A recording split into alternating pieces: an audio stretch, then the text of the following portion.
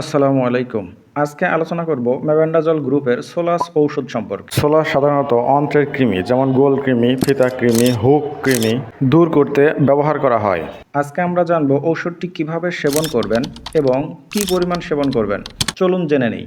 Video শুরু করার আগে ছোট্ট একটা রিকোয়েস্ট, চ্যানেলটি অবশ্যই সাবস্ক্রাইব করবেন। সোলাস বাজারে দুইভাবে পাওয়া যায়, এক ট্যাবলেট ফর্মে ও দুই সাসপেনশন ফর্মে। সাসপেনশন অর্থাৎ তরল, আমরা যেটাকে সিরাপ বলে জানি। সোলাস প্রতি 5 মিলি সাসপেনশন কিংবা 1 চামচ সাসপেনশন এবং একটি ট্যাবলেটে রয়েছে 100 মিলিগ্রাম সমান ঔষধ।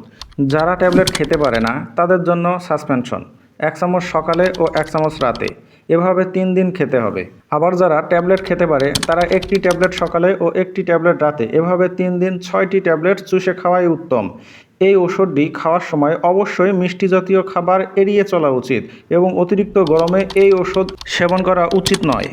আর বাচ্চাদের ক্ষেত্রে অধিক সতর্কতা অবলম্বন করা উচিত। প্রসূতি ও স্তন্যদানকারী মায়েদের জন্য এই ওষুধটি প্রযোজ্য নয়। এতক্ষণ সাথে থাকার জন্য ধন্যবাদ। এমন আরও ইনফরমেটিভ ভিডিও পেতে চ্যানেলটি সাবস্ক্রাইব করুন। সবাই ভালো থাকুন, সুস্থ থাকুন, খোদা হাফেজ।